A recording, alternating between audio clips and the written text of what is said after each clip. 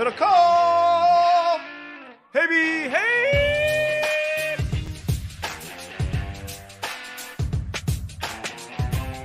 Lend me your earballs. MIDDLEKAUFF invented that one about 7 minutes ago. It's like you got a lot of earballs out there. Total accident. Great invention. Earballs. I do think that's apt to what we do, though, because we are a streaming service. You can hear us on podcasts, Apple, iTunes, Spotify, if you may. But you can also find us on this little thing called the YouTube. At YouTube. I think it's youtube.com/HabermanMiddleKauff or Ham, or just type in Haberman Middlecoff to YouTube search engine. You know, it's the second biggest search engine. Partly it's owned by Google. So you can earballs, you listen, you watch. I'm telling you, a lot of people listen to their podcasts at work or at home through YouTube, just in the background. And even if you're not necessarily watching, you're listening. When we start making T-shirts, earballs is going to be on the short list, I think, for T-shirts. Well, I like that with like a headphone. You know, such a good one. Earballs. That's such a good one. Welcome, everybody. Welcome. Subscribe and like on YouTube. Go to the Apple Podcast. Leave us a review, 5 stars. That's how you get in the Haberman and MIDDLEKAUFF mailbag. And John, it is time. You go to the vineyards yesterday? I went up to I spent some time in Napa. You played 2 days of member guest at Olympic. I went up to wine country on Saturday. It's blue collar podcasting at its finest. Yeah. You gotta have some balance in your life to be great podcasters, I believe. I want to say balance. I just do other shit. Yep. Pine Ridge. Recommend that winery. Went up to Pine Ridge and Bistro Don Giovanni's. Very good. Get the lemon ricotta pasta. What would you have a good Pinot, a good Chardonnay? No, I don't really like wine. Is the thing. I mean, it's fine. I like it enough, but it's more just it was warm. It was nice. Just hang out for 45 minutes, an hour, and yeah, it was a quick little You thing. Put any offers on any vineyards or any property? Any grapes? Big grape guy. So yeah, and you and our buddy Greg Mraz took on Olympic Club, and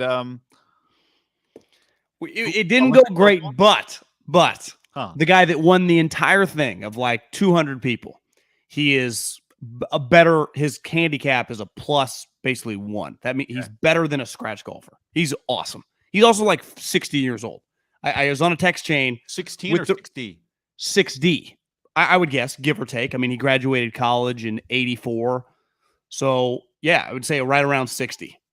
I'm on a text chain with the 2 best golfers I know and play with, Scotty Raber, Tyler Raber. I said, he's easily the greatest 60-year-old I've ever seen. Like the Bernhard Langers, the Ernie Els, like this guy might not be that, but he's he plays at Olympic. So his game travels. Like he can play fucking anywhere.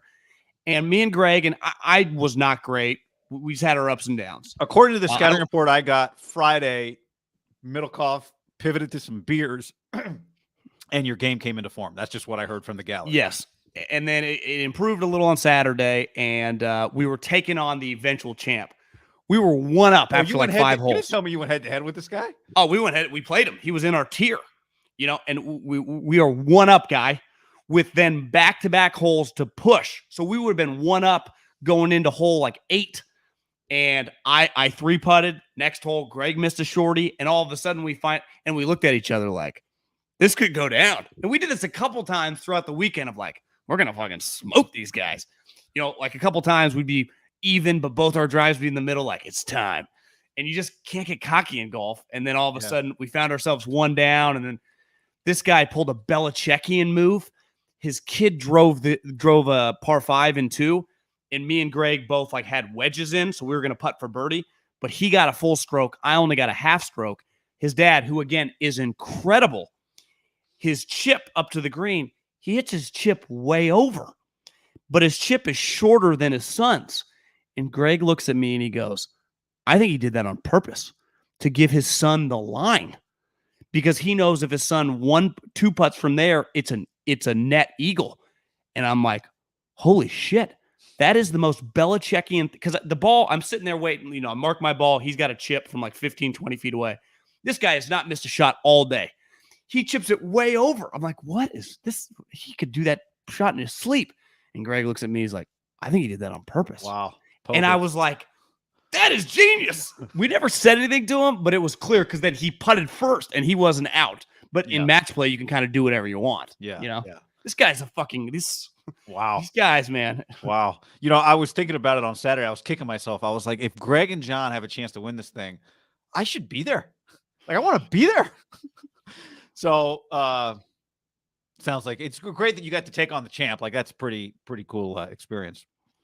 Here, another thing I learned is that when you have an Olympic club, probably in golf, it's one of the few major venues, even U.S. Open wise, to win it, even wins it. You know, even at like Pebble and Brookline this year, you know, like 6-7 under, even wins it at Olympic every single time. I mean, it's pro. I told Greg this: pros don't hate that course because it sucks. It's because it beats the shit out of them. It dominates them. Yeah. So it gets but they have 2 courses. And I've always thought, like, let's play the U.S. Open. Let's play the U.S. Open one. We played the other one. And I was like, even Greg said something to me. He's like, I don't think this one gets enough respect. And then the eventual champ, Matt Healy, whose son came up to me when we first played him. He said, I love the podcast. And I don't know if he was being nice or listens, but Drew's a nice kid. And we're on the back. We're playing the second course. I think it's Ocean in the Lake, whatever one is not the U.S. Open one. And I was like, if this thing was called San Francisco Pines and was just its own course, either as a country club or like a Harding Park as an individual, it would get blown and talked about and hyped up all the time. Instead, it's like, how about that? Which course did you? Because Greg, the other course.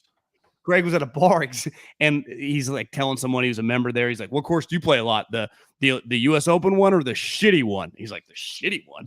It is not shitty. It's sweet. That's awesome. Yeah.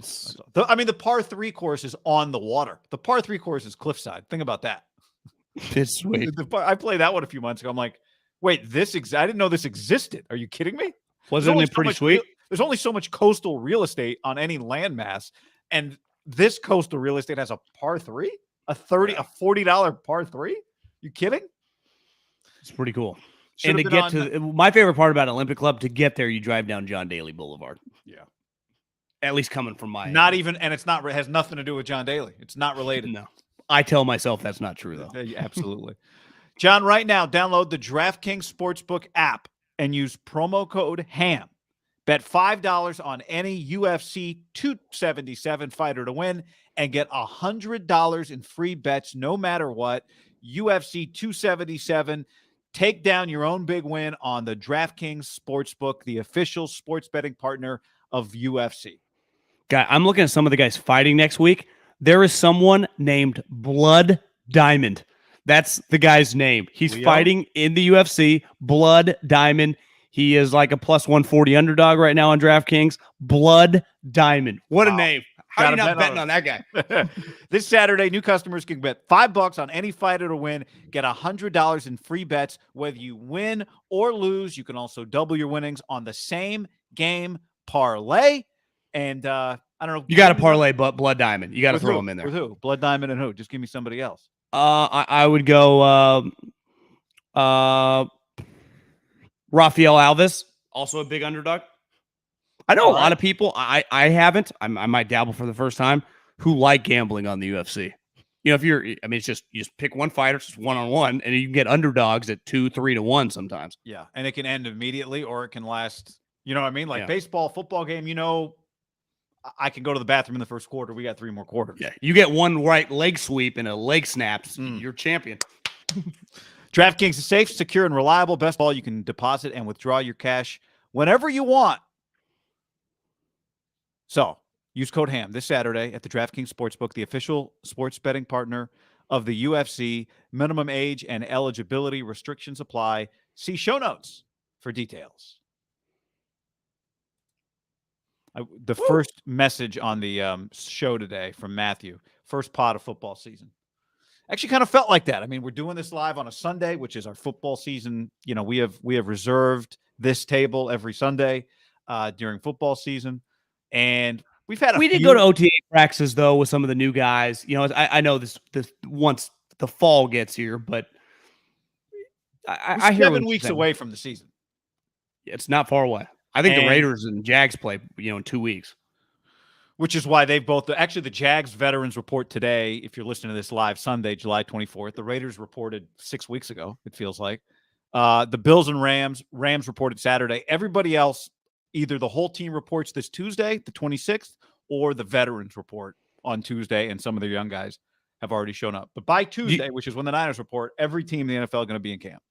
Yeah, the 8-4 Jags Raiders. I mean, what's that? 14 days away? Am I doing my math right? Maybe a little 11. I saw Doug Peterson, a stat. Doug Peterson is 3 wins away. Obviously, he's never coached a game for the Jags from being 5th all time on wins list for the Jacksonville Jags. Wait. 3 wins away from being 5th on the all-time Jags wins list. Little skewed, relatively newer franchise, late 90s. I mean, still. Yeah, you're right. I mean, even if things had gone well, they probably shouldn't have more than 5 coaches. But, I mean, obviously, how many coaches have they had? That's really the question. A decent amount. How many guys think ahead of?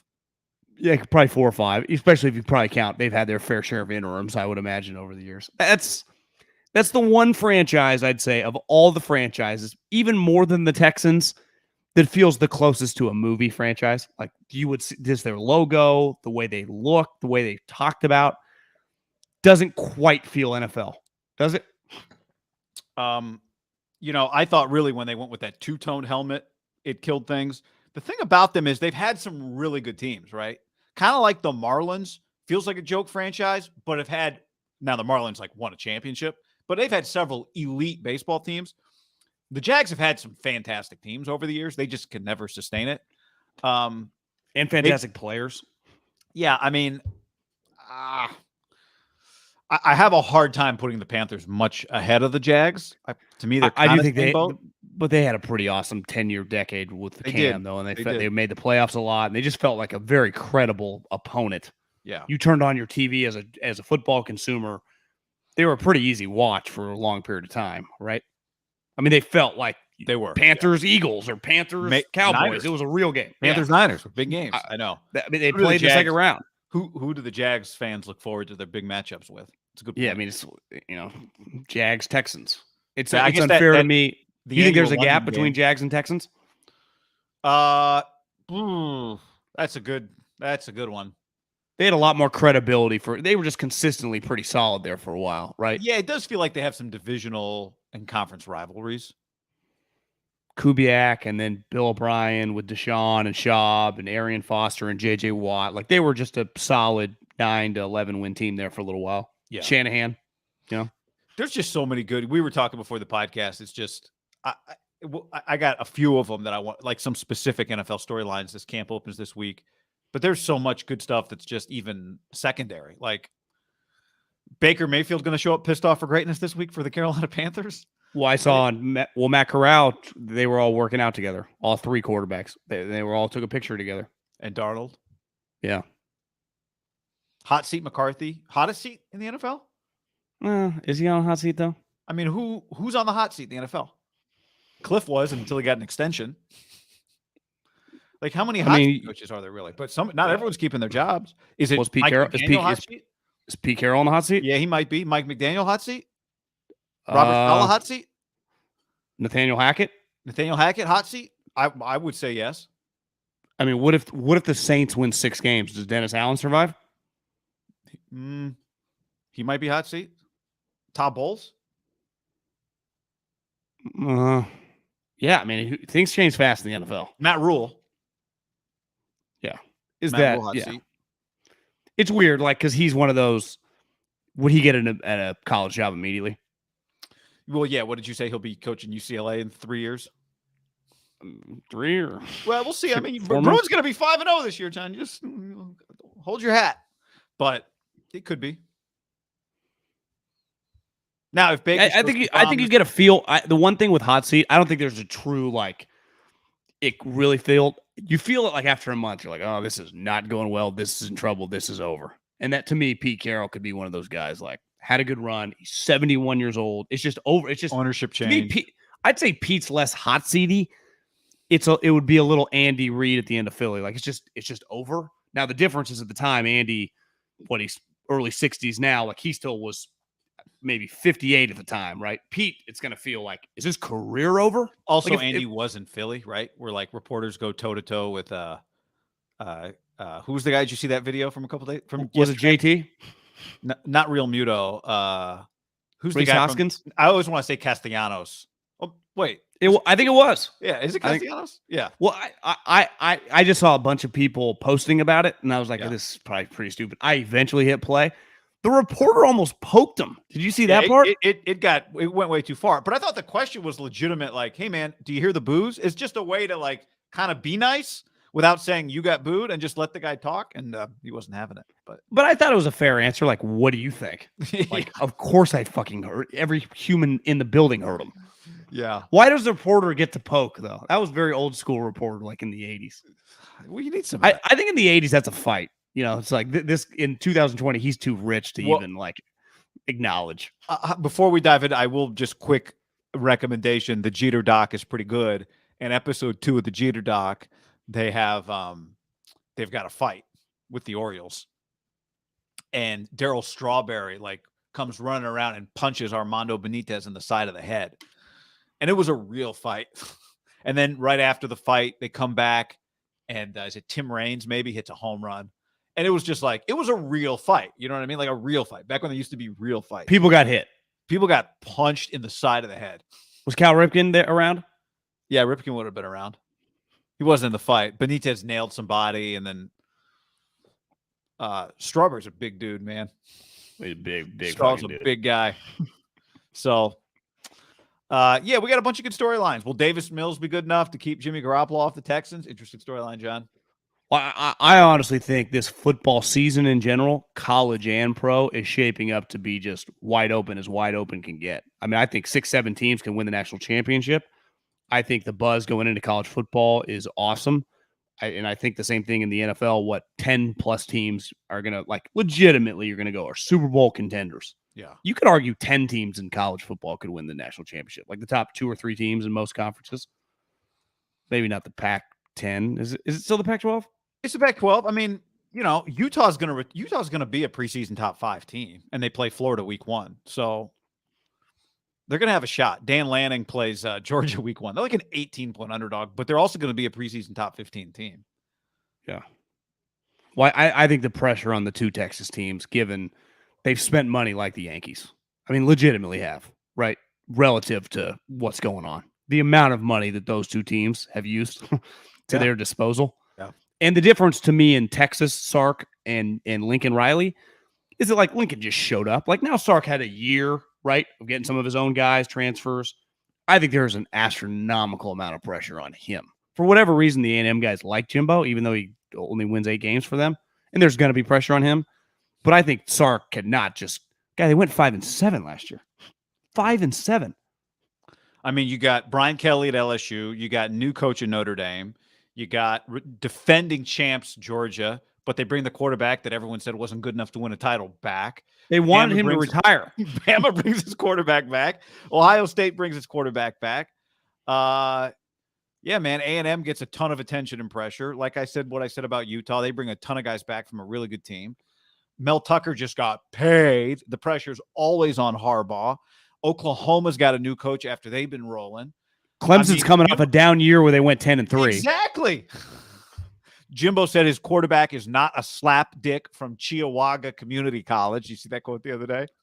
Well, wasn't that guy pretty terrible last year? DJ Uiagalelei? Yeah. Yeah, I had a major college football analyst because I posted that video. He sent me a text right away. He's like, DJ's terrible. That was his quote.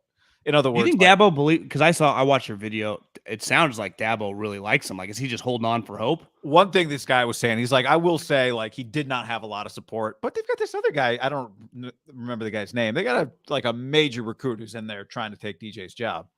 So, I mean, for however bad his quarterback was, they won a bunch of games last year, right? Like, yeah.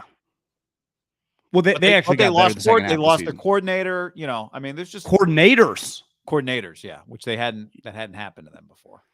Yeah, my favorite highlight of the SEC media days was Kirby saying that 95 of his players have NILs. There are only 85 scholarships in Division I football, so that means 10 walk-ons at Georgia have NILs.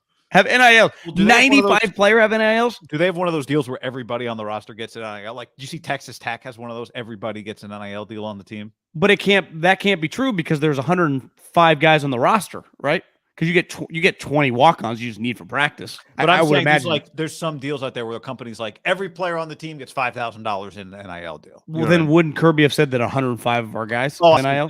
Yeah, I don't. That's weird. I think the way he was saying it, like 95 of our guys are getting real money, like not like some fake like extra $2,000 that I can just say this. He said we have the highest paid tight end, we have the highest paid defensive tackle, we have the highest paid linebacker. I was like, yeah, Kirby. So what's really changed since fucking NILs? That was going 5 years ago. Georgia's spending a lot of money, bro. They spending money like they got a title to defend. I mean, you win a championship, you get an influx of cash, right? Donations go up after you win a championship. I know we don't. I know we don't. Than we were last year. I know we don't know because the NFL stuff is private. Kirby makes what? He just signed a $12 million a year, basically $120 million. Where do you think he would rank in the NFL if you just probably 7th, 8th? Yeah, top 10. I mean, how many guys are true? Belichick, Andy. I saw Florio wrote that McVay claims he hasn't signed his deal yet. I think Kyle. We can have a coach Holden, maybe. What would your guess Kyle makes? They show up but don't coach. Well, he made 4 or 6 on the first deal. I thought it was 7. Okay, 6 or 7. So he's got to be in the 10 range by now. Yeah, I would have guessed 12, 13. Maybe there's some kickers if you have success. I think Tomlin, I would imagine, makes pretty good cash. I think John is not a low-paid guy, right? Harbaugh. Pete, what's Pete making? Carroll. I think Pete makes huge money. I think Pete makes like 15. Sean Payton did make huge, but I don't. He retired. Brandon Staley's probably about 4. And Gruden, well, he's trying to get his money back. Josh was making 5 to be the OC. What would you guess Mark pays, Josh? Is it not? Did it not get reported at some point in time? I don't think so. Got to be at least 10. Yeah. Mark's paying $20 million to 2 coaches this year. Well, I don't think he has to pay. What's his name? I guess John Gruden. What's his name? Will Debbo say what you want from Mark? I mean, he'll pay you. Yeah. I mean, it's the cost of doing business in the NFL. Debbo or Garoppolo, both of them, neither of them, one of them showing up to camp on Tuesday. What do you think? I think Debo's there. I think that you're not the holdouts from when we were kids. I guess it specifically happened in football, and it happened in football up until when? The last CBA, right? Yeah, up until about 2011-ish. The Revis felt like one of the last true, like, I'm not showing up. But I guess you'd say that, but remember Khalil Mack and Aaron Donald did it. I guess this new CBA that they literally just signed like a year ago added that language of like kind of an owner flex, right? Like, we are not giving you your money back. And then good luck negotiating, just thinking we'll just add that money to the contract. Because I know I used to say that, and I was thinking that like, I don't think that would be a give back thing.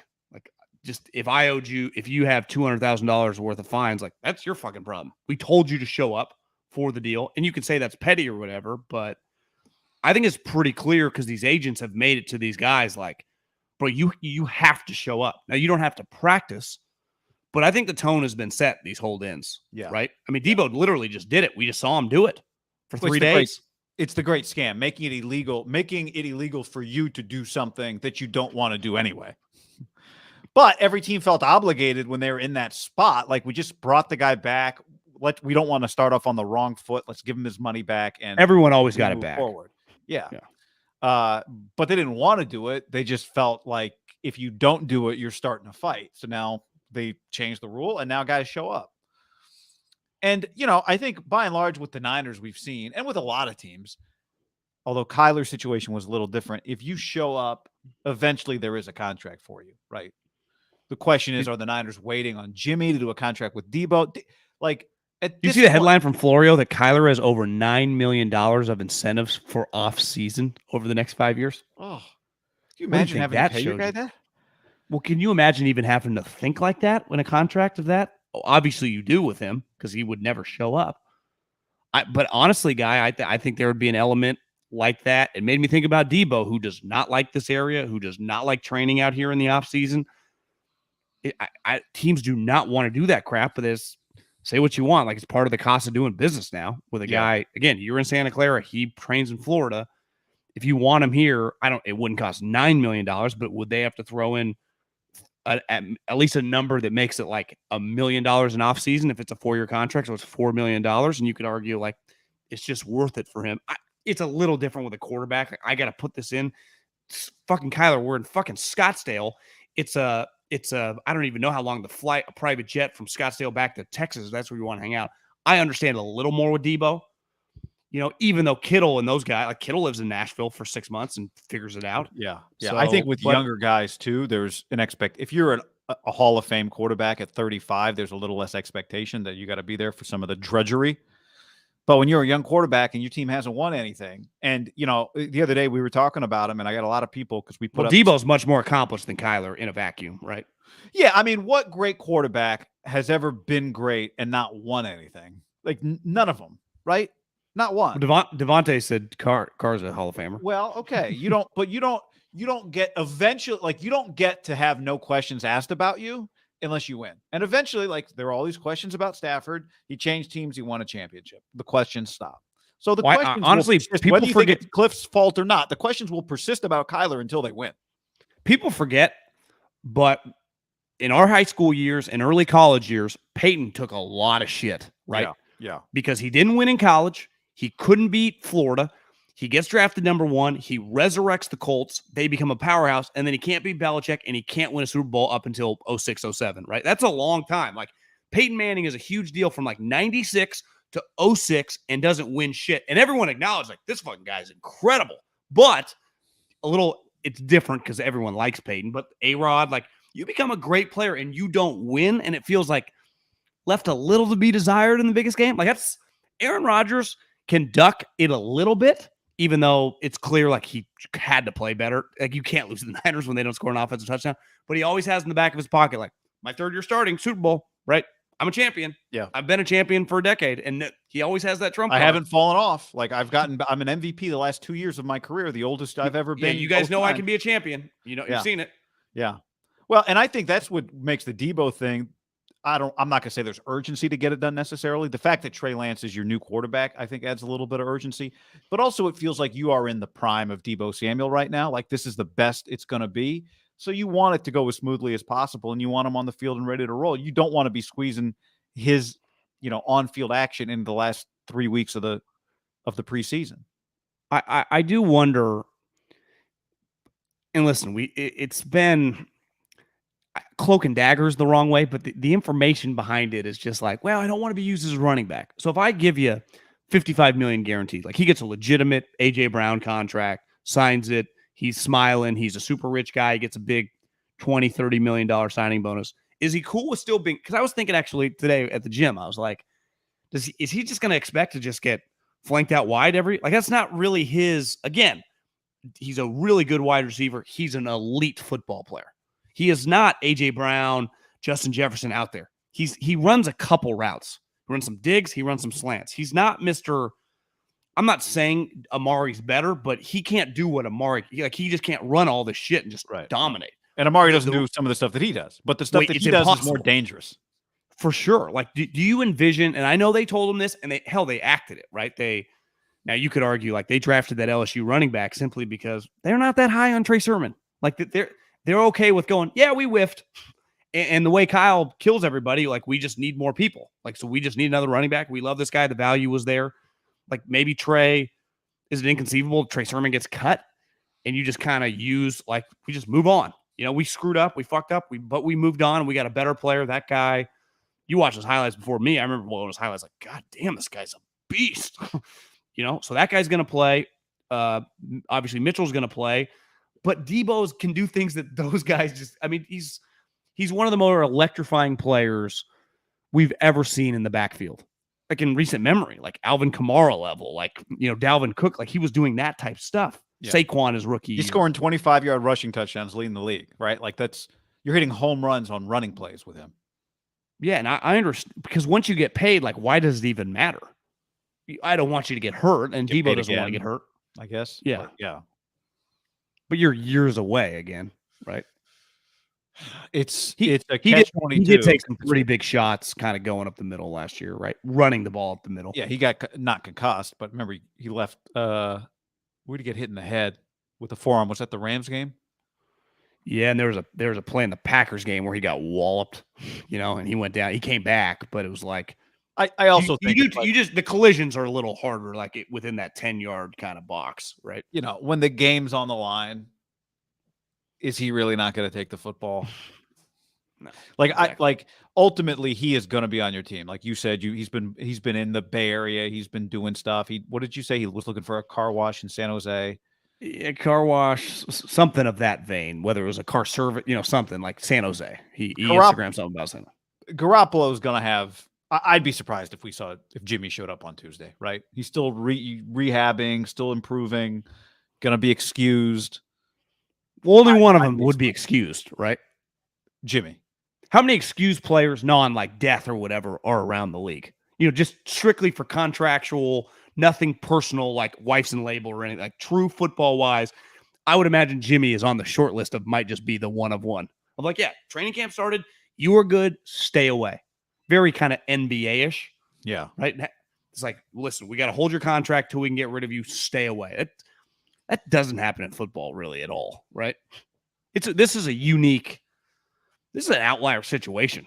It's weird, but as you've pointed out for months, the alternative is weirder. Him being there. Well, that's where, to me, if he shows up, that shows you that they're trying to ruffle some feathers. I don't imagine him showing up, but it would not. I'm at the point now where I am open to the conversation of it wouldn't, like, my jaw wouldn't drop, Because there's no way they're asking him to come. And so if he arrives, it's because Don is putting pressure on them. We know you don't want this. Get this guy out of here. He's going to show up and make your life uncomfortable. I do think the hard part with Don Yee is for this super famous agent, right? Like you say Don Yee, and part of it is just because of one guy. It's like, yeah, that's been Tom Brady's guy. I'm not saying he's like Scott Boras, Drew Rosenhaus. Like, you not only know those guys, you're like, I know how those guys do business. They hold court twice a year. Yeah. I know how those guys operate. Like, they're coming for blood, or it's like Rosenhaus on CBS Sports HQ today. Yeah, sometimes you look up, it's like CNBC, like the business of football. It's just Drew talking with like Josh Brown. You never know. Boras, same thing. You can look up in a business show guy and see Scott Boras talking. And you know how those guys are. I mean, Drew Rosenhaus wrote a book once that Sharks Never Sleep. And I have no honest idea how Don Yee does business. Seriously. Like, killer, easy guy to deal with, good guy, likable, fun. I don't know. Yeah, I'd say from what we know, pretty cordial. Drama-free would be the way he does his business, right? I don't know that you would call that professional necessarily, because that would mean that you're saying Boras and Rosenhaus are unprofessional, and that's not the case. No, they're just much more. The zero emotion. It's all business. Absolute killers. Just will go to war. Where it feels like Don's like, hey, we'll meet you in the middle. We just want to do a deal. We don't want this. We don't negotiate often publicly, right? We're Scott and Drew thrive in that environment. They want to get it ugly. Did you see Aaron Judge's that interview from Aaron Judge that went viral, like at the home run derby, when he was asked, did you see this interview? Where the reporter hit 37 today. Yeah, I know. He's got 7 more than anybody else in baseball. Marley Rivera, the reporter, was like, this little boy, Jacob, came up to me and said, I don't want Aaron Judge to leave the Yankees. What do you say to that little boy? And Aaron's like, well, Jacob, I'll just say there's a lot of other great players on this team that you'll have, a lot of fun rooting for. And I just hope you'll be a Judge fan forever. You feel like Aaron Judge is gone? That was a Scott Boras answer, but he's not a Scott Boras client. I did a quick Google. I was like, is he a Scott Boras client? Because that's a Scott Boras answer, but he's not a Scott Boras client. But that's an answer that's when you're playing the game, that's what you say, right? That's playing the game. That's a hell of an answer. I've not quite heard a guy give that answer. You think he'd really hit 60 home runs, win the MVP, and leave?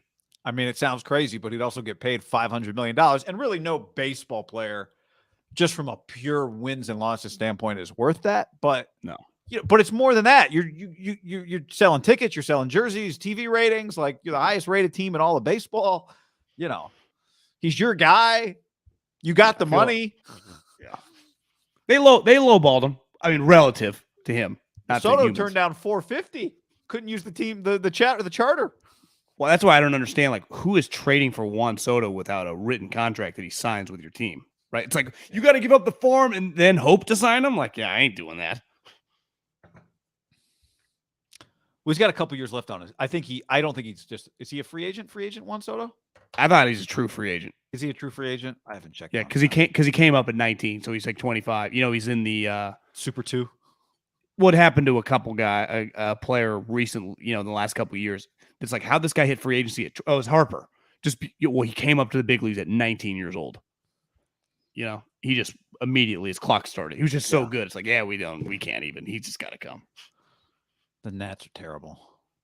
Awful. Can you imagine? I mean, it never happens.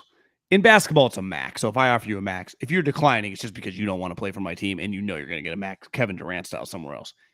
In football, for the most part, when I offer you an astronomical amount of money and I draft you, whether my team's good or bad, for the most part, those guys sign.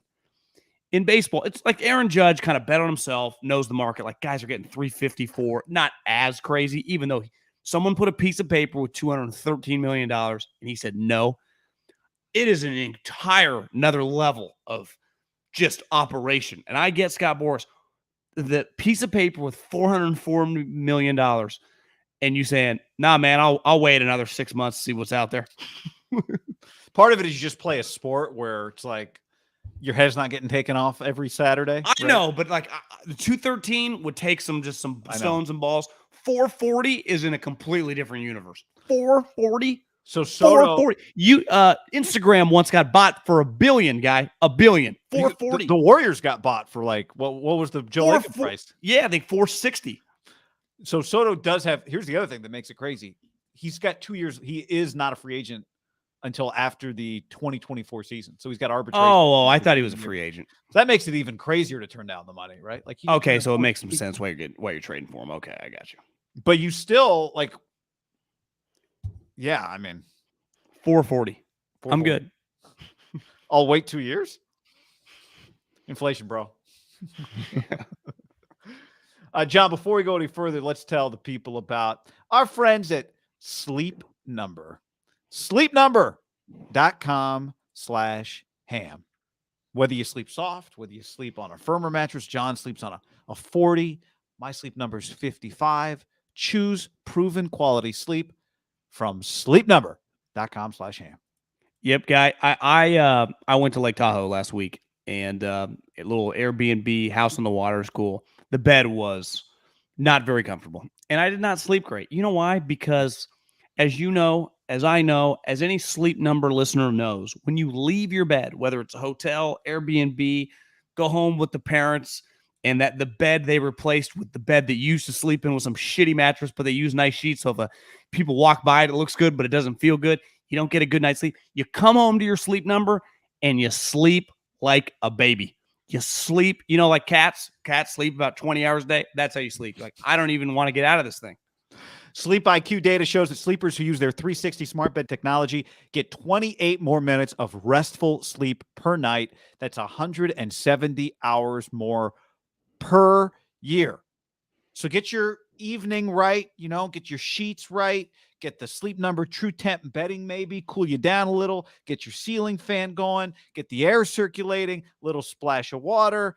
Quick, I'll tell you this, a cool shower before bed. Woo! Oh, it's all you need.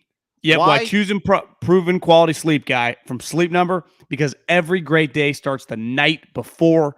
Discover special offers now for a limited time at your local Sleep Number store or sleepnumber.com/ham. Go get it.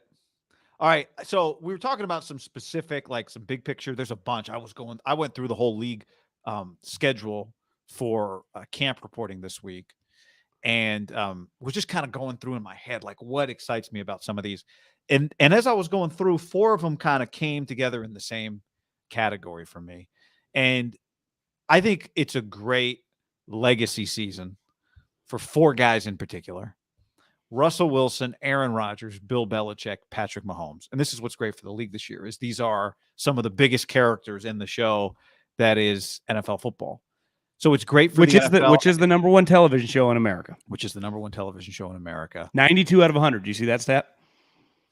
Of the top 100 shows, 92 are NFL games. Yeah. That's pretty good. Pretty good business model. It is. So I want to run you through sort of these four.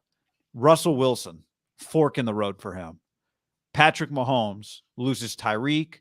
Josh Allen, even Justin Herbert are trying to creep in on his territory.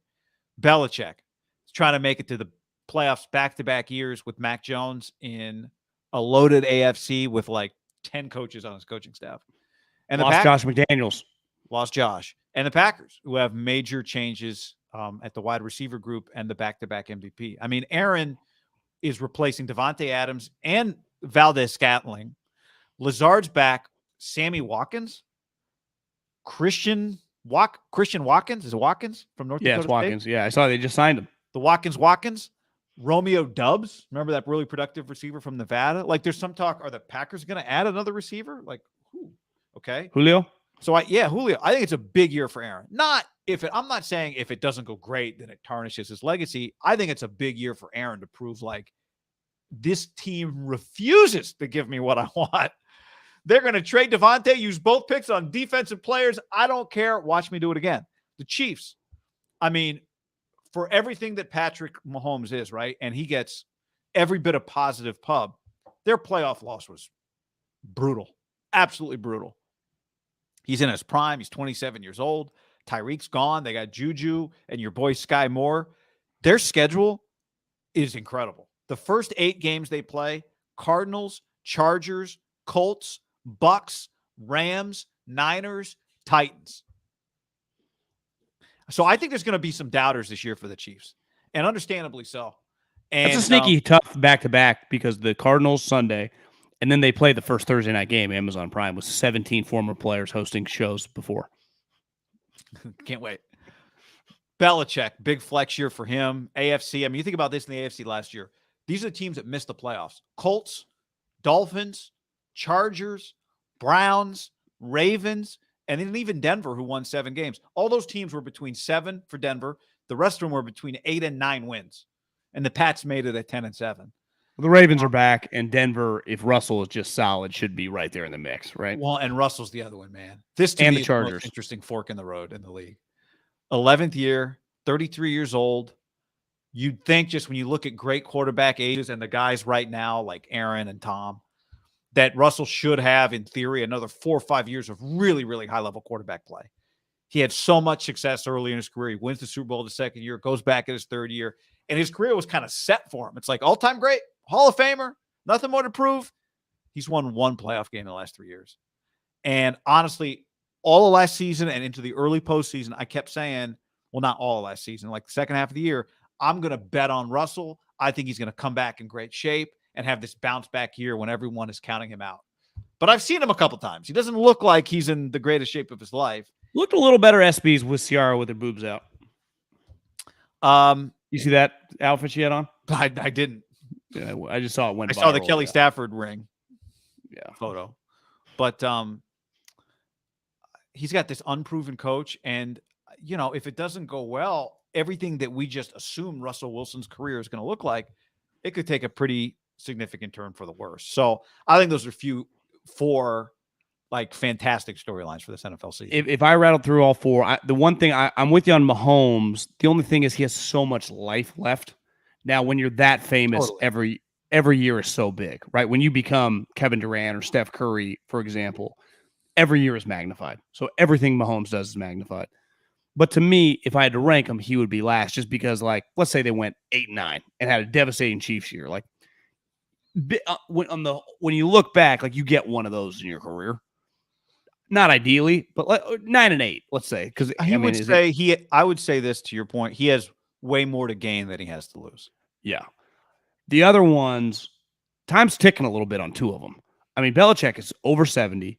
His offensive coordinator is potentially going to be a combination of Joe Judge and Matt Patricia. I'm shorting Belichick, not because I don't think he knows what he's doing. I just think he ran out of bullets. Forever, he always had backup plans, right? From Bill O'Brien, and it was just perfect timing. Josh gotten fired, and he just recouped him, and they went on the 10-year run. And then even Mac Jones kind of fell in his lap, and I think it's over. You cannot have your 2. Matt Patricia, I saw Jeff Schwartz say, hasn't coached offensive line and since he was like an assistant 15 years ago, and that was for 1 year, and he was an offensive, like he played offensive line in college like 30 years ago. Like, you can't just do that. Joe Judge ran through offensive coordinators when he was a head coach because he couldn't coordinate. They're fucked. Like, they're done. I think the fork in the road for Belichick, and I would throw Pete Carroll on this, like, it's over, and sometimes, now I wouldn't compare the two because Belichick is far superior to Pete, even though Pete's a legend. It just shows you how great Bill is. It's like, it's just over for those two guys, I feel. Because I don't think Bill can overcome those two guys coaching his offense, even if he kind of takes over the play calling. Because eventually, you still need guys to coach your offense. Joe Judge is the quarterback coach. The thing I would say about Green Bay, like Coward's big thing is he thinks Minnesota is going to win like 13 games this year. He thinks they're going to dominate. Now, a lot of his takes are always it's just like anti-Aaron Packers. But like, they, I think, won 8 or 9 games last year and had historically bad defense. Their defense was terrible. Mike Zimmer and Kirk Cousins hated each other. But whenever you watch the Vikings, you're like, God, they got a lot of good players. Yeah. Now, Kevin O'Connell's I don't think he's ever coordinated. He worked for like McVay. Like, he wasn't calling the play. So there's a big unknown. Because the one thing you would say with Cousins, their offense has been awesome. So if their defense is even better, like, I do think that division is somewhat open. But, like, that team's still going to be really good. Their defense is going to be awesome. People I know think the guys they drafted in the first round, I know it wasn't a wide receiver, are just going to help their defense be really good. Their running backs are sweet. And, I think Aaron, he's just the back-to-back MVP. Like, does anyone expect you to win 3 straight? But, like, even more than Mahomes, it feels like non-Tom Brady. Like, if Tom Brady is the most famous guy in the NFL, I think we'd all agree he is. If you just remove him, it feels like Aaron would be number 2, even over Mahomes. Is that fair to say? Just older, been around longer, the Packers quarterback. It's a great, yeah, I think so. Like, I think if you just went from has had some controversy, which helps your awareness levels, right? Yeah, if you just went to the average 9-year-old football fan, everyone's going to know Patrick Mahomes. Like, he's going to, I would imagine he's like the Steph Curry of little kids. I think if you went from 20-year-old guy to 70-year-old guy, Aaron Rodgers would be number 2. Just name recognition, understanding of his career, starting quarterback for the Packers. He's just a polarizing figure. I think, like Mahomes, he has a lot to gain. Like, does he bounce back and fucking lead them to another 13 wins? You're like, fuck, Davante, how'd that go for you, buddy? And make one of these random guys all of a sudden, whether it be Sammy Watkins or the Watkins kid, have a sweet year. They run the ball down people's throats. Who also would get credit there would be LaFleur again. And be like, actually, LaFleur's is pretty good. Him and Rodgers. You know how many games they won last year, John? 13. You know how many games they won the year before that? 13. And how about the year before that? He's won 39 games. 13 the year before that. I remember there was a stat for a quick second, like LaFleur had almost as many wins in 3 years, like 2.5 years as Kyle had through 5. Yeah. Numbers are numbers. No one's. So I just think, again, not all of this means someone, when I say legacy, can get tarnished. I think it's a major opportunity this year for Aaron, who is just always one of the biggest stories in the league. To me, it's not as interesting because those teams, like everyone you mentioned, are good. Even the Patriots, like, let's say their bad would be 7-8 wins. Like, they're bad. Their floor is still pretty high because of Bill. I do think the Pete Carroll thing, like, again, they're not going to be interesting if they royally suck, like, to watch. But I just think, like, is Pete Carroll's career over? Because ultimately, let's say the Patriots imploded and won 4 games. And Kraft's like, I've had enough. I just can't do this old man. And we're just going to move on. I fully acknowledge we'll probably never get a good coach. It's just time. How many teams in the league would fucking hire a 71-year-old Belichick immediately? A lot. I don't think the same can be said for, like, if both of them got fired / like I quit and we broke up or whatever, however it went down, Belichick would have a shitload of options. Would Pete have one? I don't know if he would. Because I think a lot of GMs and even a lot of owners, like, his resume recently and the way the Russell Wilson stuff went, like, ultimately Bill and Tom, like, it was pretty fruitful. It felt like, God, is Russell just carrying Pete's ass for like 5 straight years? Like, Bill helped Tom a lot. I think you just said it. A GM would not hire him, right? Because Pete would not hire Pete. A GM wouldn't do it because Pete would want control. Maybe Maybe Carolina, if it goes poorly with Matt Rule, maybe that owner would go, I'm going to, it's worked before with Pete. I'm just going to get a big name, big money guy. And, maybe that would happen. I wouldn't recommend it, but maybe that would be the one place. I don't know. Yeah. Not crazy given this. Give me a guy to just get the train on the tracks if they have a down year. Like I just tried to swing for the fences. It was a disaster. Compete just every day. Bring that shit. Get me an NFL guy. Win whatever. Win the day. Always compete. Always compete. Yeah, I mean, think who their GM is, Scott Fitterer, who worked with him forever. Just get us for a couple years, that's basically true. be like a bridge coach. GM though, there, right? Is Matt Rule in charge there? Yeah, I think the owner is. The owner's in charge. Yeah, but yeah. But anyway, that actually Fitterer makes probably a better argument for it. And you could throw Mike McCarthy in with Pete. Like I think those two guys, given their fame, given their tenure in the NFL, obviously Mike is just. I mean, he's coached the Packers and the Cowboys. They're just going to be talked about, I feel like, negatively a lot. Those two coaches, negatively a lot. Mike already was last year.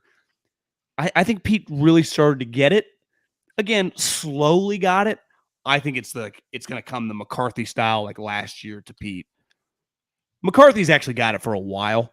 But you could argue Pete a little bit like on Twitter. But I just mean like legitimate football people like, is this over? It's gone from just the analytical community with Pete to just your casual fan is like, what is this? But I think for a lot of people, though, where Mike McCarthy is different than Pete is like for your average fan, the Cowboys have been relevant. The Seahawks, when it comes to like the postseason the last 4 years, have not been all that relevant, right? Yeah, I mean, they did. They beat the Eagles. They did host a playoff game 2 years ago, the COVID year, but lost in an empty stadium to Jared Goff. Their one playoff win was that bad game, that they were both bad, them and Philly. Yeah, and Carson Wentz, remember, got a concussion like the second play of the game. And what's his name? The high school coach came in. And even he later said, like, I actually had a torn labrum, but I was like, shit, I'll go in. Yeah. So no, pizza. There's a lot of great ones. I just think those four are big. And then, we didn't even get into this stuff we'll have all, a lot of time to talk about. But Matt Ryan in Indianapolis. I can already see myself, John, week 1 of the preseason, pretending like I'm fired up, like actually forgetting what the preseason's like and getting excited to see, Mike McDaniel's first preseason games against Tampa. Not that Tom's going to be playing, but, Sean Payton will be watching that game very closely. So I would guess all time, and I mean it's already been trending that way of just the preseason being a complete joke in terms of guys playing. And again, it's trended and trended and trended. You would have to think it's only going to keep going that direction, right? Because remember, Bruce Arians made a comment last year. It was like Andy, Bill, Arians. There were like 3 or 4 coaches that played their starters for like a quarter, and the majority of the young coaches, LaFleur, McVay, didn't even fucking travel guys. It was like, what is going on?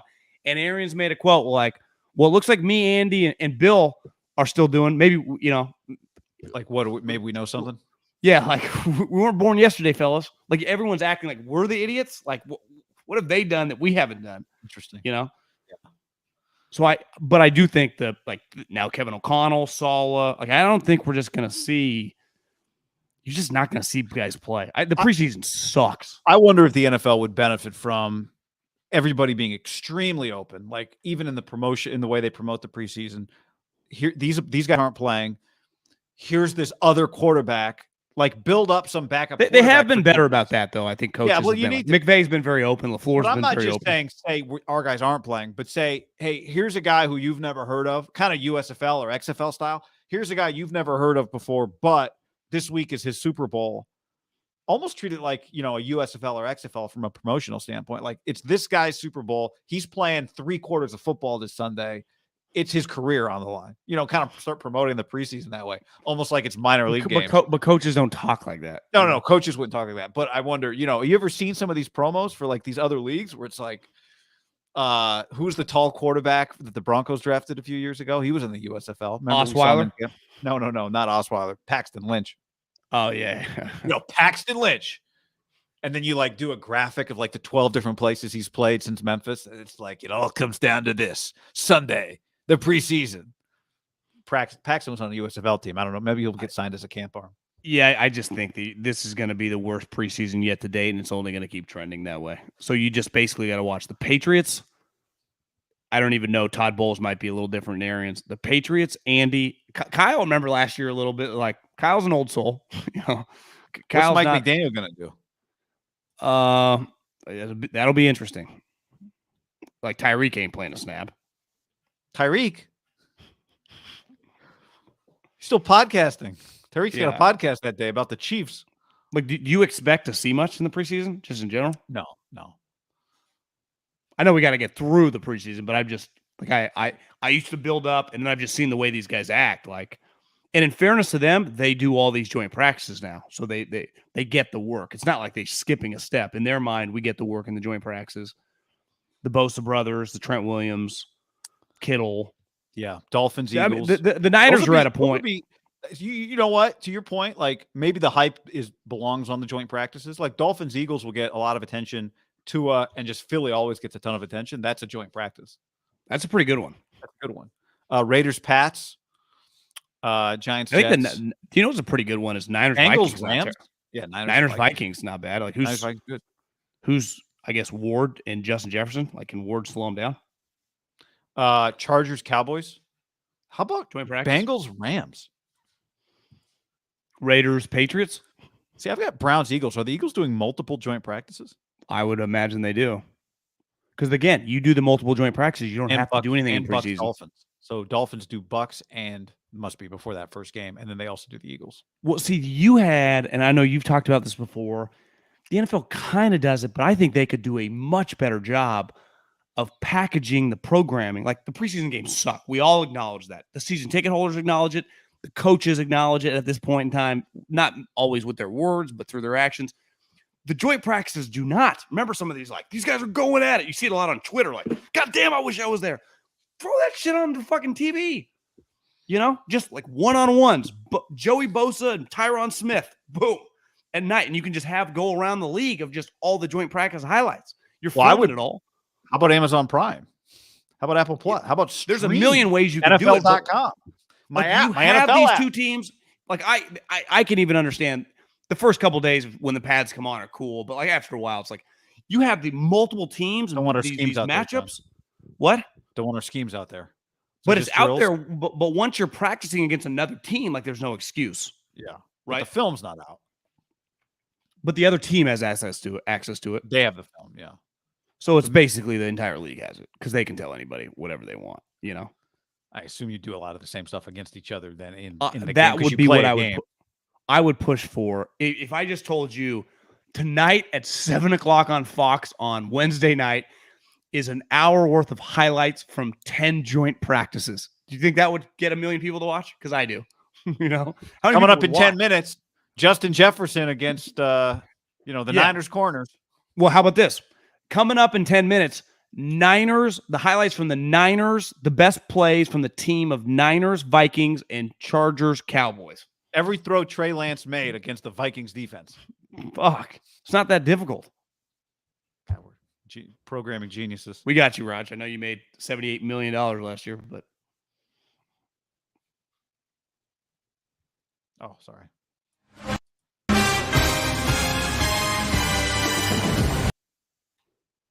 Fire you up. We just got fired up for joint practices. From the practice field, you put them in the stadium then?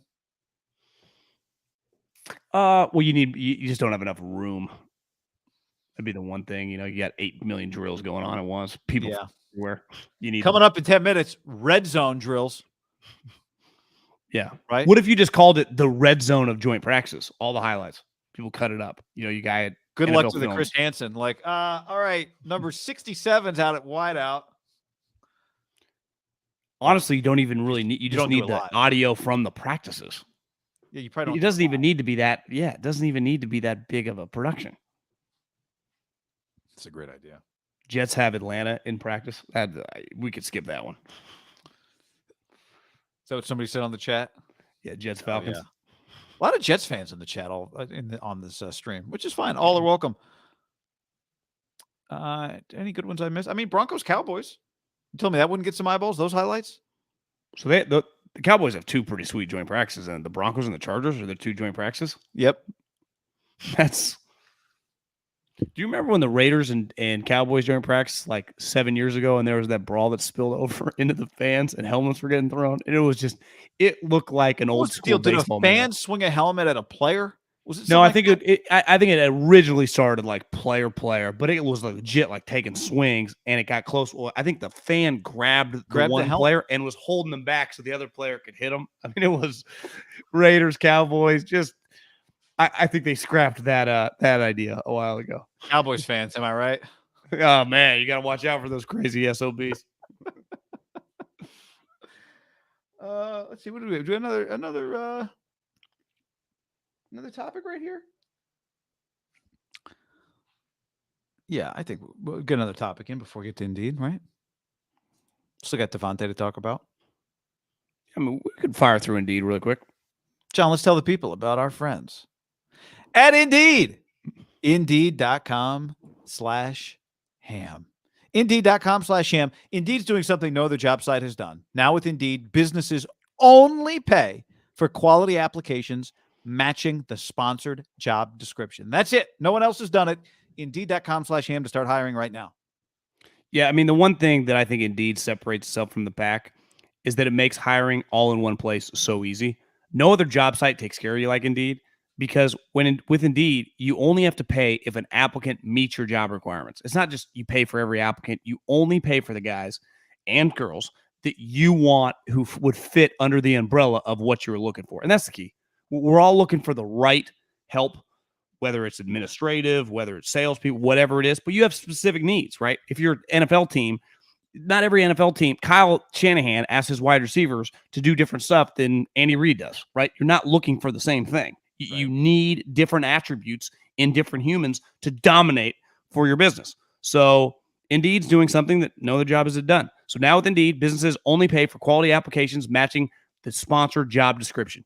Visit Indeed.com/ham to start hiring right now. Just go to Indeed.com/ham, Indeed.com/ham.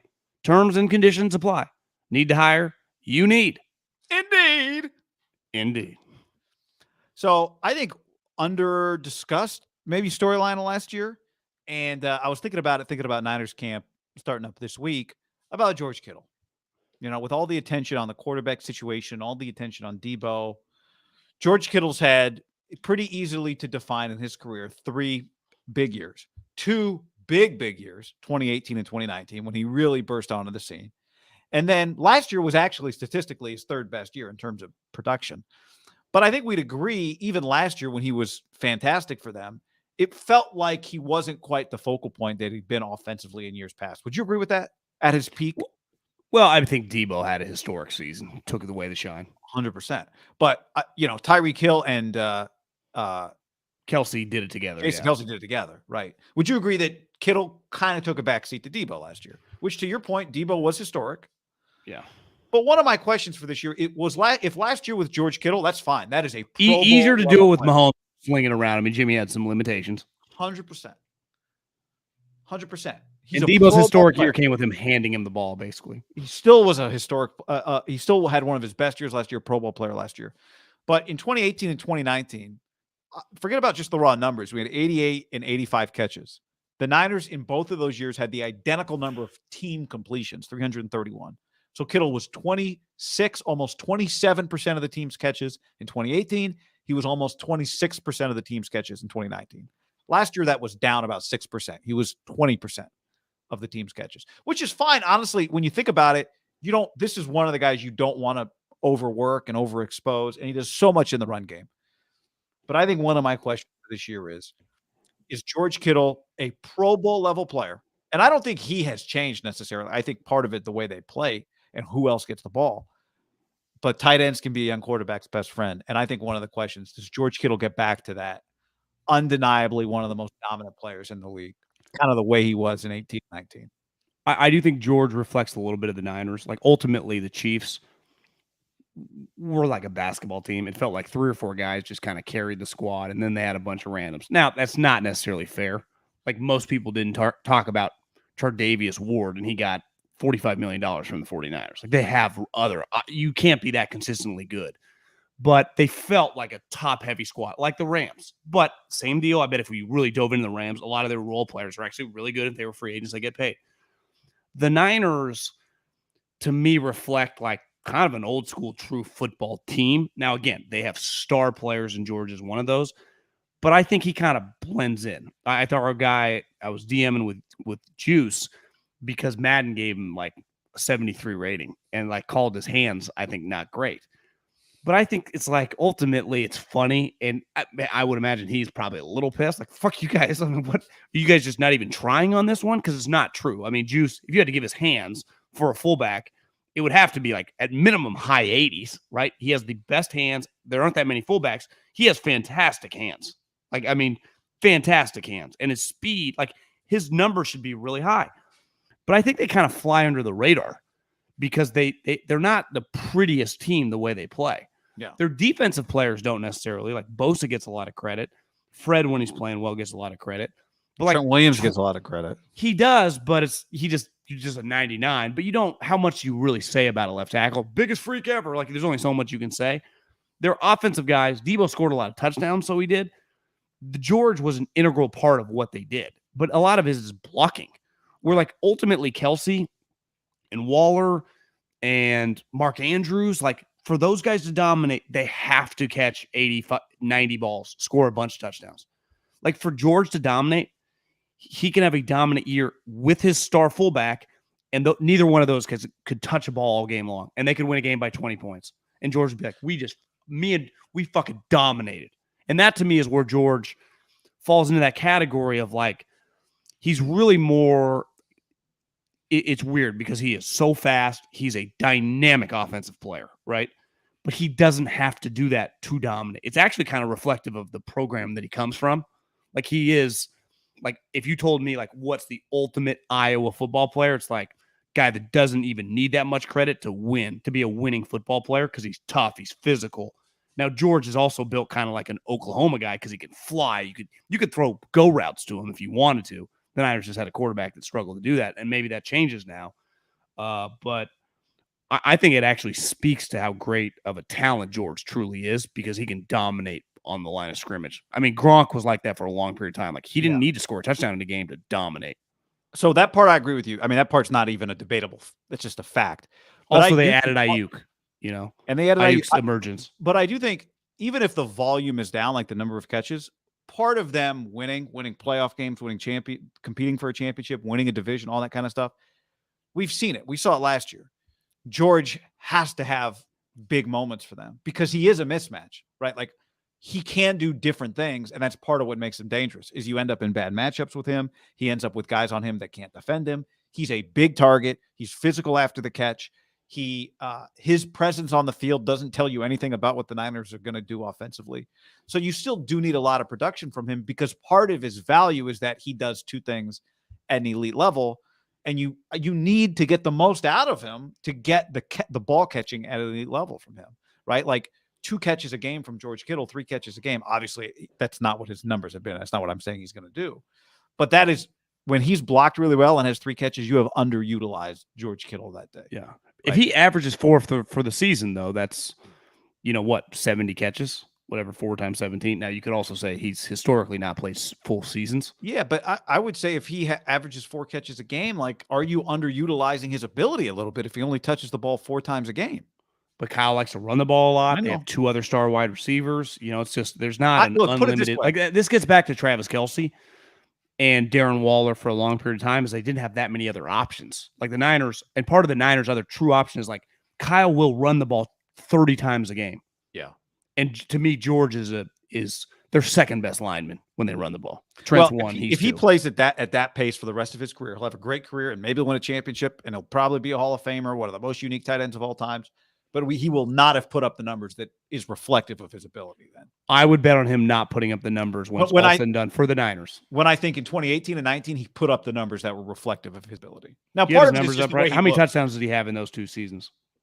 Good question. I'm guessing they were 5 and 5. Yeah, he's never been actually had sneaky more touchdowns last year than he had in either. He had 6 touchdowns last year. Yeah. So that, I mean, they've gone to multiple NFC championships with him 5 and 6, right? Where I bet when you look at Travis Kelce, he's had some. He can't have a 5-touchdown season and have a great team. Well, it's not possible. But he also, Andy doesn't run the ball and he doesn't run block. So like Travis Kelce, 10, I guess not as crazy, but yeah, I mean, since Patrick Mahomes began starting, 8, 10, 5, 11, 9. So, I mean, his down year was 5. It's basically 8, 9, 10, 11. What's that? 20, 30, 38. I mean, he's averaging 9 touchdowns a season. 38 touchdowns in how many years? 38 touchdowns. 4 of his last 5 seasons, I'm saying he's had 38 touchdowns. So in those 4 seasons, he's averaging about 9. And George is at 18. Yeah. In that same stretch. Yeah, Travis. So 1, 2, 3, 4, 5, 6, 7, 8. In 8 seasons, he has 57 touchdowns. And the other thing, Travis, and maybe this is part of blocking and the physical toll. I mean, beside that first season, Travis has only missed a couple games. He just doesn't miss time. Yeah. And I think Andy and those guys will tell you, like, we can't afford to have him be gone. And George has played 1 full year. And the Niners it's hard. I'm not saying you want to miss him, but they can't function without him. Jordan on the stream says that's why the best tight end argument goes in circles. You have heavy touchdown guys like Kelce versus elite blockers, less TDs, Kittle. I think if you could draft from scratch at both 22 years old, you would draft Travis Kelce above George Kittle. If you gave all the NFL GMs the opportunity to draft, Travis Kelce would go number 1. I do think George Kittle, just based if it did like MVP voting, would probably go number 2. But I think pretty easily Travis Kelce would be the number 1 pick if you could get both guys at 23 years old, right? Yeah, I mean, I agree, but I love George Kittle. I would take Travis Kelce. Now, if my coach was Kyle Shanahan, I would take George. See, and that's the thing is, like, I think anybody could take George. Like, if you gave Andy Reid George Kittle would not block as much and would have more catches and more touchdowns. He would be sweet. Yeah. Right? I mean, it was just he would put up better receiving numbers. Like, Andy, but again, when I take Travis over him, there's a decent chance he goes down as a top 2 or 3 tight end of all time. You could argue he's already in the mix, right? No. I'm not saying you're picking the wrong guy. I'm just saying George on that team would maximize his receiving ability. Yes. George would put up bigger numbers and maybe get hurt less. I don't know. Although he gets hurt. If you gave Travis or if you gave George Kittle to an Arians offense, in Andy's offense, in just some of the spread it out, throw it around offenses, yeah, he would. Cliff Kingsbury, can you imagine him? He just use him in the slot. He'd just be their slot tight end / receiver. And they're really good in the red zone. Arizona. Who did they get and signed again? Was Ertz. Who would you rather have? I'll take George. And Ertz is a fantastic player. But Niners were 64% red zone touchdown percentage last year, 4th best in the NFL. The one problem they have, I think, red zone from a throwing perspective is George. I guess Juwan now. I mean, their 2 star wide receivers are small guys. Yeah. Small. Well, they run the ball. Yeah, I'm saying from a passing standpoint. That Trey Lance is a bigger threat in the red zone now, right? Like when the Bucks get in the red zone, what do they have? They have humongous guys. You just play basketball. The Niners kind of have to scheme. And bowling ball Lenny. Well, I mean, they've been in camp for whatever. Is he slimmed down? 5-6 days. Well, I mean, I would say 260 is a priority. 254. Old school NFL. Like I rehab, and I lose my weight in camp. Do you ever think like if you're that guy and you go to like the cafeteria, are people looking at you when you kind of walk by the frozen yogurt section like at dinner? Like, are you allowed to get this or chicken fingers today? Nice. Everyone's like, oh. I think a lot of those. I remember Andy telling me that I was like, "Oh, you guys still do fast food Fridays?" He's like, disappointing to tell you, we the trainer, we scrapped those. I think a lot of people don't even give you the option anymore. I'll tell you this: freshman year in the dorms, there was no judgment. It was just Fruit Loops and chicken fingers and a turkey sandwich, all in the same meal. I didn't put on the freshman 15 because I was already fat when I got there. What a time. What a time. Good time to be alive. So there was this quote, John, Davante Adams on CBS Sports. Anytime you change quarterbacks from a Hall of Famer to a Hall of Famer, it's going to be a little bit of an adjustment. which is a funny quote. Even if you accept the premise that both Rodgers and Carr are Hall of Famers, it's going to be a little bit of an adjustment. Is a funny line to add anytime you switch from a Hall of Famer to a Hall of Famer. Because if you switch from a Hall of Famer to a scrub, it's also going to be an adjustment. But I did not see him say this, but I would imagine if we found the video, he was pretty serious when he said this. I don't think he's joking around in his mind. Now, do I truly believe like if he had to, like for his NFL career was on the line and like fill out a ballot, does he truly believe this? Or is this just a good reflection of one thing the Raiders have really lacked? It feels like is just super, super high level guys. And it's always fallen on Derek, their owner, all the shit going on. It's like they hire this female president and everyone's thinking like, did they just do this to get everyone off the scent? Like that's the first reaction. I'd like, God, look at the Raiders. It's like, did the Raiders just do this to try to get everyone to not think Mark Davis was sexually assaulting people, screaming at people, whatever the hell was going on? I mean, they just fired a bunch of people. There's always something going on with the Raiders, right?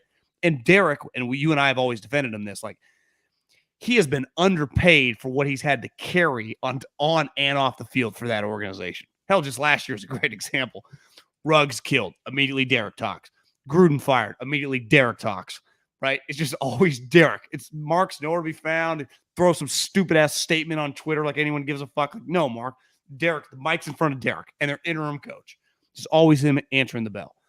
He is a high-level guy, and he's dealt with a lot. From a football standpoint, he's not even close. I mean, and everyone acknowledges that. I do wonder, though, if you just add Davante to the mix of just like, he's just kind of an uplifter. Now, he's biased. It's like he's known the guy for a decade. It's one of his best friends. But I do think it also reflects of like, they don't have a lot of high-level guys historically the last 20 years. They just do not. They have been one of the laughing stocks, and part of that is because coaches and players have struggled for a lot of the period of times. And now it feels like, Hunter Renfrow, they've added some. Max Crosby seems like a good stalwart of your organization, and he did a really good job. Remember last year in some of the tumultuous times speaking out. Waller, incredible story. Davante's on a whole nother level because he is a Hall of Fame player right now. Like Davante's going to the Hall of Fame, and he's just kind of an uplifter. Like that was my take. Like it's an LOL. Like give me a fucking break. But it's also like you traded a lot. Two teams traded a lot. One got Tyreek Hill and the other got Davante Adams. Tyreek feels like he just wanted to be back. No state income tax, Florida, hanging out with his boys, podcasting. Davante feels like I'm on a mission to fucking dominate with this new team and show everyone with my guy and with this franchise. And I am now, like, let's face it, who's the most famous guy on the Raiders right now? I mean, Josh? Davante? Yeah, from a player standpoint, I think you could argue it's Davante Adams. He's the best player on the Raiders for sure. The last time think about this. The last time the Raiders did a crazy-ass move, they added Antonio Brown, who was immediately the best player. I don't think he ever played a snap past, OTAs. I don't think he ever did it. One thing, and I might have done a couple things in training camp. Can't quite remember, but like that's what, I think there were some videos of him in training camp on the field. Maybe you're right. And then he stormed off and he quit. Oh yeah, because the helmet thing. Then once the feet got good, then the helmet wasn't good. But that to me is the Raiders, and Davante is the polar opposite of that. Davante comes from a high level organization. He's actually the least drama of his Hall of Fame combination of him and Rodgers. Like he was the consistent one, and I just think that because it's not true. Like Derek's not even remotely close to being a Hall of Famer, right? He's not even on that trajectory.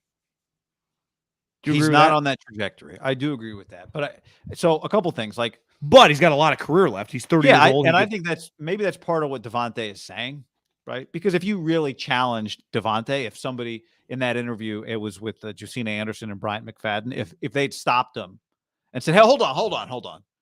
Are you calling Derek Carr a Hall of Famer, right? If they'd said that to him, I would guess some of Davante's answer would have been, we'll just wait and see what we're about to do. We got one of the best. We got a top 3 offensive play caller now for our head coach. I'm here now, and we're going to get the most out of Derek. I think he's got it in him. Now we're going to go out there and prove it, right? That would be kind of his answer, which to your point is like you're pumping up your own guy. You are being an uplifter. It's an organization that historically on the field, but definitely behind the scenes, has built from within. That's the way you say it when it's a good organization. When it's a bad organization, you say, yeah, they never go outside the organization. They just promote from the inside because you want everyone to keep the skeletons, right? Like in-house, keep the circle tight. Yeah, it's one thing to like. It's funny, it works both ways. Like good organizations, they promote, like Dabo Sweeney, they just promote from within, man. They got a great thing going, right? McVay, Well, it's like, yeah, it's like from the mailroom to CEO. Well, does the CEO Jeff Bezos or was the CEO Mark Bedane? It's like exactly. So I think it's a pretty part of them not having anybody else to really kind of represent the organization than Derek is you haven't added guys from the outside who come in with equity, with pelts on the wall, with experience, and have chosen to be there. And by choosing to be there, they send a message to everybody else that this is a place that is up to the standards of a person whose standards are really high, right? When Davante Adams says, I want to be there, we go, holy shit. He just played with Rodgers for the Packers, one of the most stable organizations in the sport. And he's kicked ass, won games. He knows what it takes. Josh McDaniels, the highest standards of the highest standards, the New England Patriots, one of the greatest franchises in the history of sports. He was there through almost all of it. He's saying, this is where I want to be. That sends a message to everybody, right? It's hard when it's only people from the inside going, no, we're good. We go, yeah, you would say that. You're on the inside. But when guys from the outside come, I think it sends a message. Now they have to deliver, but Davante, would Davante be there if him and Derek weren't good friends?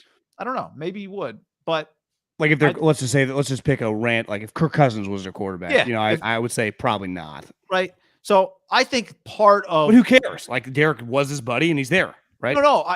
To me, the reason I care is like, if Davante Adams wouldn't be there, if not for Derek Carr, then Derek Carr gets credit for being a guy that one of the best receivers in the NFL, who's also a high-level guy, wants to play with, right? If Josh McDaniels took that job in part because Derek's the quarterback, Derek gets some credit for Josh McDaniels going, I want to coach this guy. So from that standpoint, because again, Davante and Derek haven't played together since the fall of 2013. So he has maintained a friendship from basically the fall of 2013 up until, whatever, early Davante's watched 2022. And Davante's watched his game since then, right? Yeah, like it's to sustain a friendship in situations like this. Like how many times around football do you guys play together in college? But over time, like, yeah, that guy wasn't as good, or he might still be my friend. I wouldn't mortgage my paycheck on that, right? He truly believes that, and he's seen it. Like it doesn't get that much better than Aaron Rodgers, and even Davante's not dumb enough. Like, let me rephrase that. Davante's not like too biased enough with Derek to realize how great he's had it with Aaron, right? Like, I mean, he's thinking about the division he's in. He's seen firsthand the other teams, right? Like he's been in, the Ritz, the PJs of flying. Yeah, it's gone pretty smoothly. Now, he deserves a lot of credit too, but I'm just saying, at his position, you can work as hard as you can. You can master the craft. You need the guy to get you the ball, and that guy got on the ball literally right in his hands every fucking time. And I think he believes Derek can do that. Not long ago, and Aaron, Aaron's buddies with this guy too, but Davante's very close with him. Derek's close with him because they're all kind of intertwined. James Jones used to call this guy Aaron Rodgers kind of light, Jr. Now, obviously that hasn't come to fruition, but Derek can make throws to make Davante look great. But you talk about pressure earlier on, Mahomes, those guys. I do think there's a lot of pressure. Like, there's no pressure on Davante. Like, we know he can get open on anyone in the league. There's a lot of pressure on Derek to get this done. And I know the contract didn't guarantee him that much, but he's not going anywhere for a couple years. But Davante's got to keep looking like a star, and that's not on Davante. It's on Josh a little bit because he's the coordinator, but I've seen Josh coordinate. Like, it works. There's a lot of pressure on Derek Carr. Well, I think I agree with you, and I think part of in a division that's hard. In a division that's really tough. Part of the Derek Carr discussion for several years, the argument that goes back and forth is you can often say, like, look at this organization. How can we can't blame him for everything, right? And now a lot of the excuses that have been legitimate, sometimes excuses are legitimate reasons. And I think a lot of times with the Raiders, they've been legitimate reasons. He has been, on the balance, a net positive for the organization by a major wide margin, right? He's been one of the best things, the most consistent things the Raiders have had since they drafted him. One of the best decisions they've made since his draft year was drafting him. If he would not have existed and they just would have ran through random quarterbacks, they would have consistently drafted in the top 2 or 3. They'd be worse off had they not drafted Derek Carr. Way worse off. Way worse off. But now they've got him the thing that everyone has kind of hoped they would get him. I think there's a difference too. Like Jimmy, for example, is very reliable as a human. He's tough. You know he can lead a really good team. He does not like have the physical characteristics of Derek. And I think part of the reason I think Derek frustrates some people is like physically he is pretty gifted, right? His arm, his athletic ability. He's an elite NFL gift quarterback. Maybe not tier 1. I would say he's tier 2. I mean, his arm. Well, like he's way more talented than the Cousins, than the Dax, than a lot of guys making 40 plus million. He has a way better arm than Deshaun Watson. But now like it's here. You got Josh, Waller, Renfro, Davante. Time to shine. And you can go, well, the offensive line. Well, I've saw a lot of good quarterbacks overcome questionable offensive line play. Now, if it's horrendous, worst offensive line in the league, like I'm not putting that on him. But if it's middle of the pack, like there's no like he doesn't have a couple great guards. Well, fuck Peyton Manning, you can't name the majority of his guards. Like it's part of being once you start getting 40 million, Peyton could. But that's part of being a great quarterback. Like, and that's part of Josh. I'm actually I think the last year the NFC West was awesome. I think the AFC West is just you can't tell me a game of one of the 4 matchups of playing each other, and I'm like, I gotta watch this thing. I know. Raiders Broncos, Chiefs Chargers, Chargers Broncos, Raiders Chiefs. It's big time football. It is with a ton of pressure. Everybody, and the least to lose, just given their equity, the Chiefs are they've been in 4 straight AFC championships. They went to multiple Super Bowls. They've won the division 7 straight times. I'm not saying it won't be disappointing if they are the 7th wild card or somehow miss the playoffs, but they have just done the most over the last decade, right? If any of the other 3 teams miss the playoffs, it's a disaster, right? No way around it. You think 2 of them could fire their coaches conceivably, right? Denver or the Chargers could fire their coach if they miss the playoffs. Raiders would not. But Chiefs obviously would not. I mean, the Chiefs are the only organization where nothing would really change. Yeah, nothing. It depends how Derek looks. Maybe they, I don't know. Nothing. I think at minimum he's getting 2 years. I don't think anything's changing with them either. But if I tell you Derek Carr is going to be the quarterback for 15 years, he's been basically 8, 9 years now. I think it's 9. He's going into year 9 probably. Which seems crazy. I mean, he's been playing, 5 years at Fresno State. Like this guy's been playing football now, pretty like his career's like 3-year-old anymore. Is like if I tell you he's going to be on the Raiders for 15 years, like you would probably tell me like they have some success these next couple of years, right? Yeah.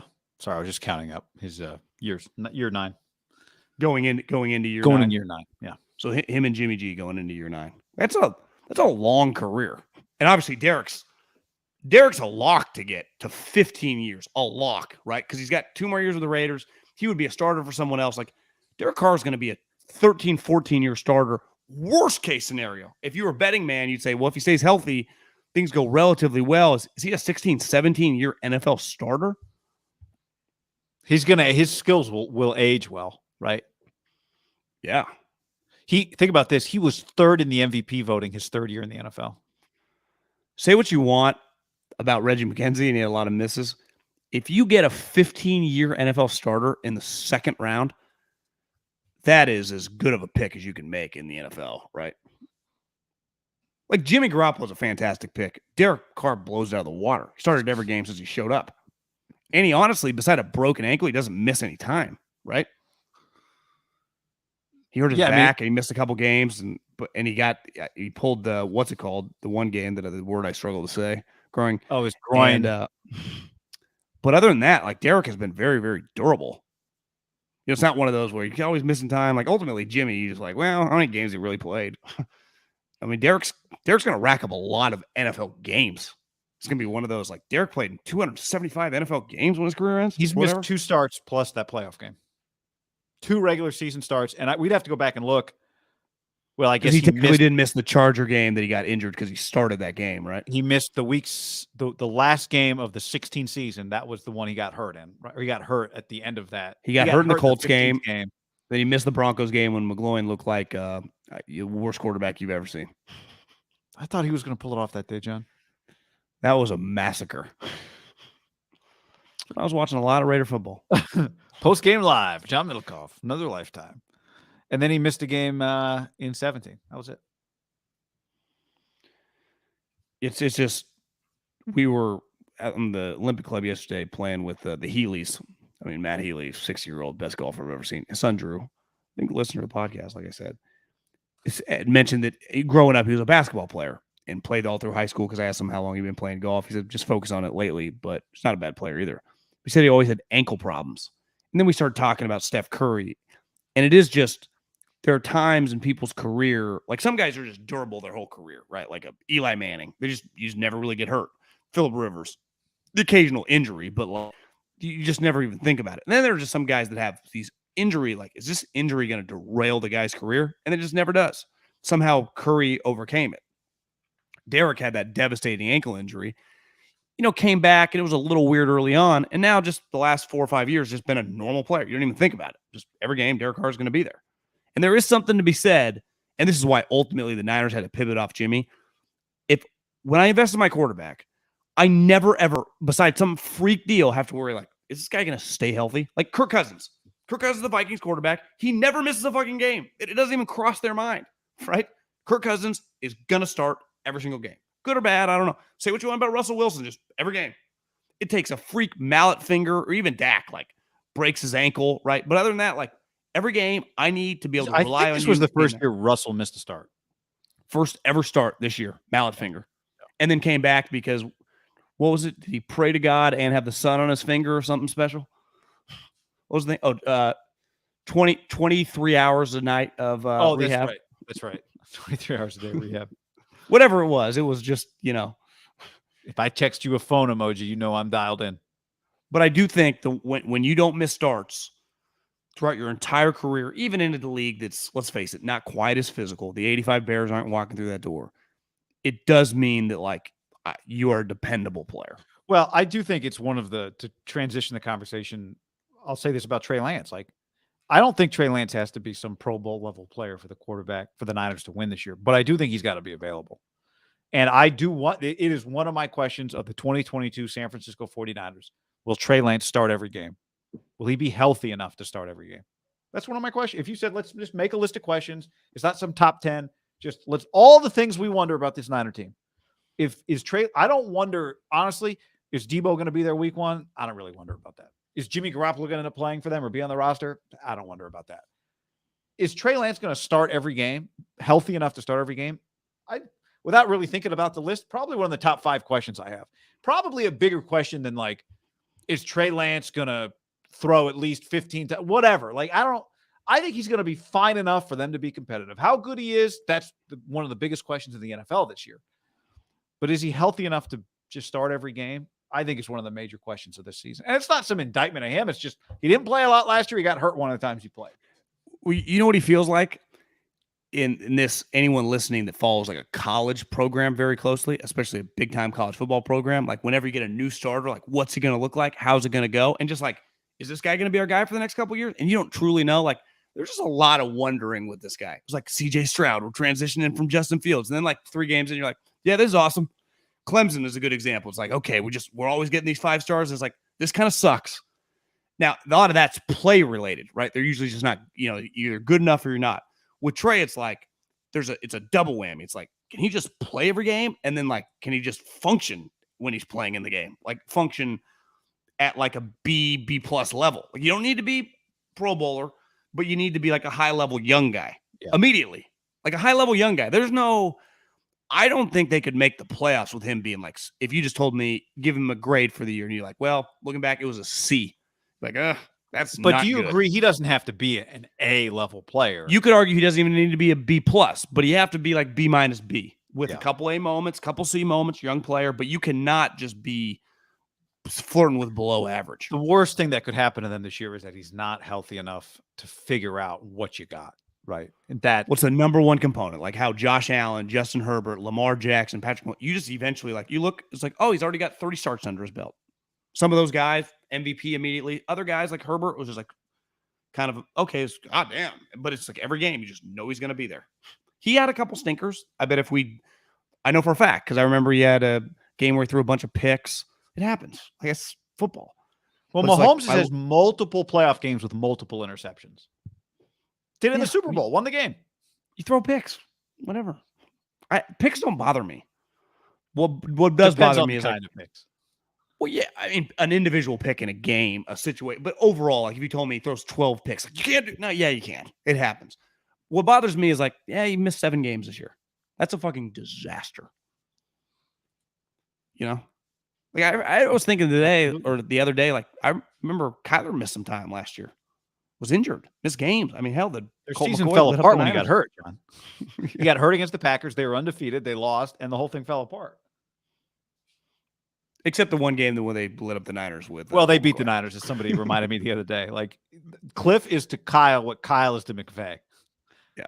To what McVay is to the rest of the league. Again, I can short the Cardinals and believe every time they play the 49ers might lose the game. That Kyler might just, you do not want to be playing against him in fantasy, and you don't want him playing against your team on a given Sunday. It's like, well, John, you think the Cardinals are going to not make the playoffs this year? So does that mean the Niners are going to sweep the Cardinals? No, that's not necessarily what I believe. I think they're going to be favored both times they play, but they could lose both.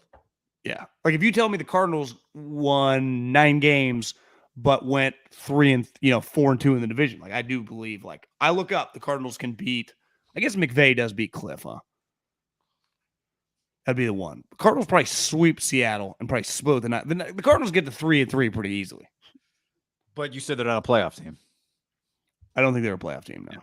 Which, when you look at I don't think they suck either. I think they're, you know how you listed off those AFC teams? Yeah, 7 to 8, 9-win teams. Like you can be an 8-win team and then they'll basically like a fumble and a pick away. Like that could be them. You could make, if you were in the old NFL where there were 6 playoff teams, you could have made 2 different playoffs out of the AFC last year. Right. You could have had your playoffs. The Colts. Like the Pittsburgh was the last team in. You could have had Pittsburgh, Indy, Miami, the Chargers, the Browns, the Ravens, a whole other playoff of 6 teams in the AFC. Yeah. You could have cut out one of the playoff teams in the NFC last year, Philly. Yeah. Remember, they got destroyed by the Bucs. So that's the one argument for Arizona, because we both agreed the other day that they'll miss the playoffs, is like, well, are there 7 teams that you feel great about in the NFC this year? Well, if Minnesota's better, if Philly and Dallas stay solid. Yep. Niners, Rams, because again, the Niners had to kind of squeak. I think a lot of the Saints fans feel that they were 5-2 with Jameis. Now we'll see how shitty their coach is. I don't know. I think it's hard to look at the teams that didn't make the playoffs in the NFC last year, other than Minnesota, and really make a compelling case for why they'll be better this year. New Orleans, Washington, Seattle, Atlanta, Chicago, Carolina, the Giants, and the Lions. I think if you're banking on the Saints, you go, they could have one of the best defenses in the league, and they have a lot of solid. Which they did last year, plus Sean Payton, and didn't make the playoffs. Yeah, they did win 9 games. Part of the Cardinals deal was they did one of those where they banked up a bunch of wins before November 1st, and then they kind of were able to cruise toward the end. Mm-hmm. But that's football. Like a bunch of because they won 11 games and they fell apart and won 11 games. Yeah, like if you start 9-1, like you can fucking fall apart down the stretch and you're in the playoffs. Like they were basically into the playoffs, it felt like, by November 1st last year. Of all the teams in the NFL, like Cardinals are already in. They're in, and boy, do they suck. Weird. Yeah, it was weird. All right. Well, I mean, here we go. I'll say that a few more times. Here we go. But yeah. Here we go. Well, I saw someone tweeted at us like, I'm going to Niner practice Wednesday. See you there. Like, yeah, pads are on. I'll be there. Like, I'm not going to an OTA practice. Well, don't they need 7 days before pads? Isn't that no? I don't know. I wouldn't shock. I thought it was like the whole like build up. Like you get a couple days, then you get helmets. Oh, this is a new CBA. I don't even know the rule. You might be right. I think it's like you get a couple days, then you get helmets and shells, right? Helmets and shoulder pads, or like we might be a week away from pads. You might need a confirmation on that, but I just wouldn't shock me when you were talking. Well, if you think about it, what did the owners argue in CBA? Like, what do you guys want? No pads? Cool, we're in. Another % for us. What do you guys want? A second off day and every week in training camp? Cool. Another point for us. We'll make it illegal to give you your fine. So it's now a 40-60 split us. Bunch of off days for you. See ya. Less preseason games, but an extra regular season game? How we feel about that? Everybody good with that? Okay, great. Okay. All right. Later, everybody. Thanks for hanging.